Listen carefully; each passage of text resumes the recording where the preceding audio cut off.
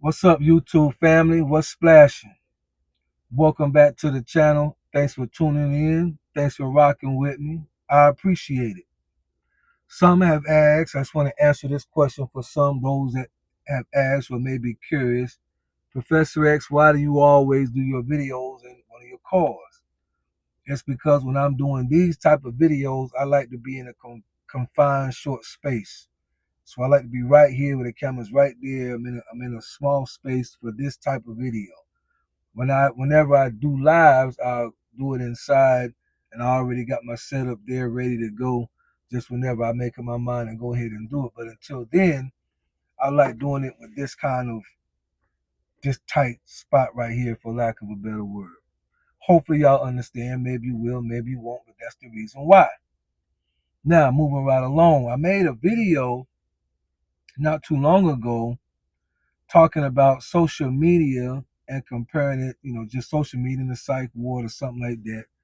And I was talking about how people just need to get out and get a fresh breath of air, and it would help solve some of the problems that we're having in society. I know it's not going to fix everything, but I feel like that a lot of issues that people are having that has turned into mental illness is simply because people are just not out touching and rubbing shoulders with people like they used to be. For example, I seen a reel or something where a young lady had went into a grocery store and she said she was shopping and a man simply spoke to her and said hello. So all he said was hello. He didn't ask her for no money. He didn't ask, can I have your number? Can I take you out? You so fine, you blow my mind. Hey Nikki. He didn't say none of that. All he said was hello. And she said because he said hello to her, she had like a spot on her neck. She was showing it on the camera, on the video, like a hive. She said her body immediately began to break out in the hives because a man had the audacity to speak to her when she was just trying to buy groceries. And why do men feel like they need to speak to a woman every time that they go out, right? This is what I'm talking about. Wasn't in the DC comics, wasn't Arkham Asylum, right? That's the one that had Harley Quinn, Two Face, Joker in it, right? I'm gonna have to put that in my title somewhere. The Return of Arkham Asylum social media. I'll figure it out. But that's what she said. A man spoke to me, and this rash or hive just started coming on my throat. And I was thinking of telling, why you gotta talk to me? This is what I'm saying, ladies and gentlemen. This is my opinion now. I'm making content. I'm giving you my opinion. When you see people act like that, to me, that is people who do not interact with society on a regular basis. You know why? You know what makes me say that? Because if you are out in public on a regular basis, at some point a man is going to speak to you. He's going to say hi. He's going to say good evening, good afternoon, good morning. How's your day? Would you like some coffee? You want me to take out the trash? You want me to vacuum around your cubicle? He's going to say something. The fact that she was in a grocery store when this happened, this is what I'm just reading into it, right?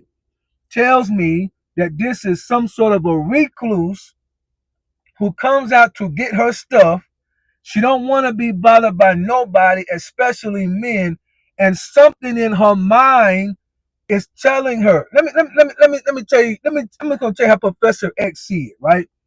This would be the type of. She's a woman now, but this would be the type of girl, hypothetically, allegedly. Let me see all those things. Hypothetically, allegedly, insincerely, all these things.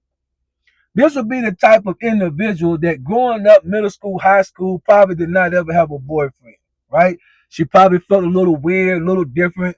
She might have been a nerd. She might have been real studious, whatever. But whatever it was, nobody invited her out to the date. And the prom came, nobody took her to the prom. Nobody asked her to go to the Friday night school dance. Everybody's come back to school on Monday morning talking about how great a time they had at the dance. She got to sit over there biting on her because some of them they eat the pencil. You seen them over there. Y'all seen the kids in class that had the number 2 pencil, and you see they over there just chewing on it and chewing on the crayon, right? So she over there sitting in her seat, chewing on the crayon, thinking I wish somebody would have asked me to go. It sounded like they had a great time. That's 7th grade, 8th grade, 9th grade, high school, dances, prom night, ball night, all TC night. Ain't nobody asking you to do anything. College, ain't nobody asking you to do nothing. It's almost like you invisible. Okay? Now you get on social media to have some kind of connection with people, but without actually in real time being around people. And you find a space of people that's in the same state that you have been in. Rejected by men, never been paid attention to, blah, blah, blah, blah, blah. And in that spectrum, somebody's going to have the idea, well, men are pigs anyway, and men are disgusting anyway. And I went out yesterday to pump gas, and somebody asked me, would you like me to pump your gas? And it freaked me out and threw my blood pressure way up, and I had to hurry home and take, y'all know what I'm talking about. Because these forums can get wild, right? We don't see them. Most of us don't see them because we're not in that space. But these people that are recluse, these people that Arkham Asylum, right? When we talk about mental illness, and I don't want to take it lightly, the real stuff, I don't want to take it lightly. I understand that. But I'm talking about where some of this stuff come from. People just not getting out, connecting with people. And so you in your own little dark space on the internet, on the forum. Yeah, guys are dirty, they pigs, they disgusting, they don't want to talk to me. Ew, they so gross, just me and my cats. And your house smell like, kitty urine. And then you go to the grocery store because you want to get, a couple egg, couple cheese, whatever. You're going to make your little something, little cake batter. You're going to make something up. And a guy happens to speak to you and your brain goes bananas. Hey, why you got to talk to me? Hey, just let me come and shop in peace. This is where the world is going. Social media has helped us some, but it's also caused people who do not connect to real human beings well an opportunity, as I said in the other video, to get off work, find their safe place on the internet, feed into these type of forums, come up with these crazy ideas about what's going on in the world. I seen a woman that said if men that open doors are toxic, they're misogynistic, that the opening of a door was them trying to put control into your life. You got the majority of, listen now, and I just gotta say it the way it is. YouTube do it the way they want. You got normal thinking women asking, why don't men open doors anymore? And I'm making videos saying, because y'all don't know how to say thank you, because y'all don't appreciate it, because y'all don't want to give no eye contact, because y'all so afraid somebody's going to ask you for your phone number, and you too afraid to say no, because if I say no, he might get, and all this stuff going on to people. If I say no, he might get mad and follow me to my car. If I say yes, I don't really want him to have my number. If I lie and give him a fake number, he may call it right then. Then he may grope me because my phone didn't ring. This is the world we live in. So when half of the women want to know why men are not holding the door open no more, the other half is saying men who open the door for women are toxic because they're trying to exercise control in your life. The Arkham Asylum. These are people who spend too much time in front of their phones, in front of their laptops, in front of their computers, and they just caught up with what's going on, all this information that's going on in their head, and they don't know how to deal with it in real time.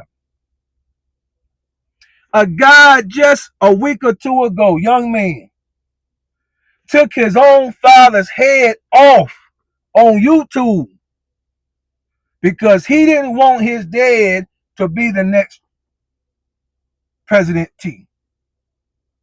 Y'all know his name. One that's running the thing now. A young man took his own father's off because he didn't want his father to be the next president. Where does this come from? How do people start thinking like this?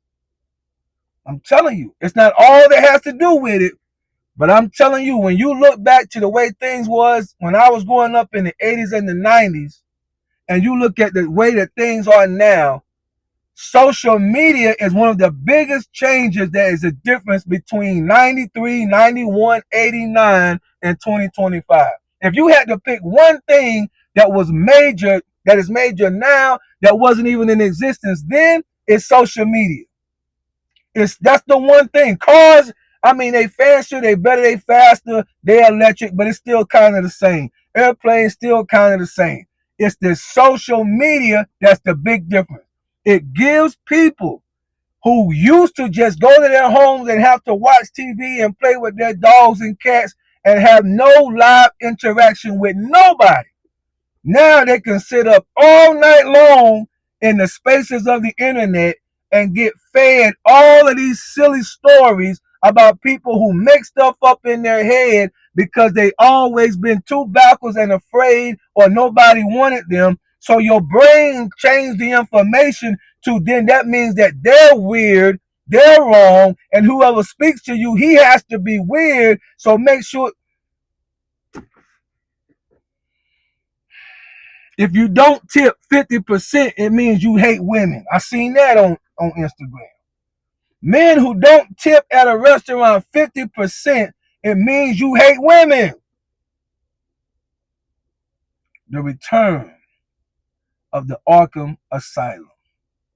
Social media. And here's what I have to tell you before I go. It's only gonna get worse. You got it? Good.